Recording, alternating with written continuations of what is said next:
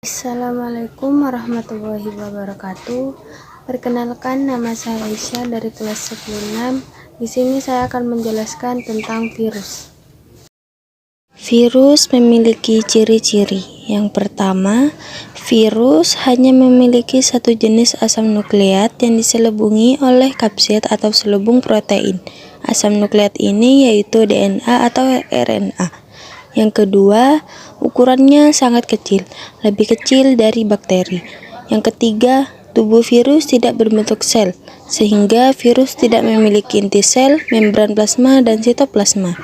Yang keempat, hanya dapat hidup dan berkembang biak pada sel hidup atau dikenal juga sebagai parasit intraseluler obligat.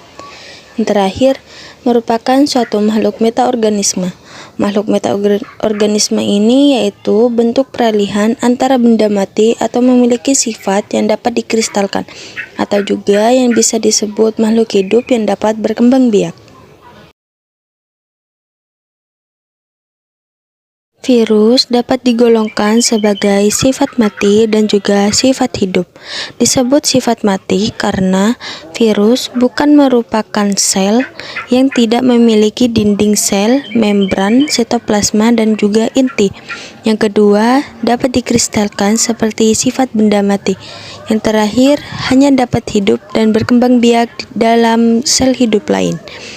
Dan disebut sifat hidup karena tubuhnya tersusun dari asam nukleat. Yang terakhir, mampu bereproduksi.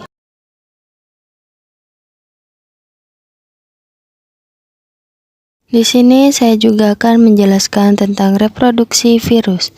Virus berkembang biak dengan cara replikasi atau perbanyak diri di dalam sel inang. Karena energi dan bahan untuk sintesis protein virus berasal dari sel inang. Asam nukleat virus membawa informasi genetik untuk menyandingkan semua makromolekul pembentuk virus di dalam sel inang, sehingga virus baru yang terbentuk memiliki sifat yang sama dengan virus induk. Ciri yang menunjukkan virus dapat berproduksi adalah jika berinteraksi dengan sel inang, virion akan pecah dan terbentuk partikel-partikel turunan virus. Keberhasilan virus dalam bereproduksi bergantung pada jenis virus dan kondisi ketahanan sel inang. Reproduksi virus terdiri atas 5 tahap, yaitu tahap adsorpsi, tahap penetrasi, tahap sintesis, tahap pematangan, dan juga tahap lisis. Gambar tersebut merupakan tahap-tahap reproduksi virus. Yang pertama, tahap adsorpsi, di mana virus menempel pada sel inang. Virion atau partikel lengkap virus menempel pada bagian reseptor spesifik sel inang menggunakan serabut ekornya.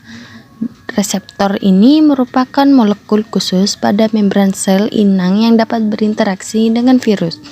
Yang kedua, tahap penetrasi atau fag menginjeksikan DNA-nya ke dalam sel inang, di mana selubung ekor berkontraksi untuk membuat lubang yang menembus dinding dan membran sel inang. Selanjutnya, virus akan menginjeksi materi genetiknya ke dalam sel inang sehingga kapsid virus menjadi kosong atau mati. Dan yang ketiga, tahap sintesis, di mana pembuatan salinan genom dan protein komponen virus. Pada tahap sintesis ini, DNA sel inang dihidrolisis dan dikendalikan oleh materi genetik virus untuk membuat asam nukleat dan protein komponen virus. Yang keempat, tahap pematangan atau perakitan virion. Pada tahap ini, hasil sintesis berupa asam nukleat dan protein tadi dirakit menjadi partikel-partikel virus yang lengkap sehingga terbentuk virion-virion baru. Dan yang terakhir, tahap lisis, di mana sel inang pecah dan virus baru keluar dari sel inang, di mana setelah terbentuk virion-virion baru, virus menghasilkan lisozim, yaitu enzim perusak dinding sel inang. Rusaknya dinding sel inang mengakibatkan terjadinya osmosis ke dalam sel inang, sehingga sel inang membesar dan akhirnya pecah. Cukup sekian penjelasan virus dari saya. Jika ada kesalahan, saya mohon maaf. Assalamualaikum warahmatullahi wabarakatuh.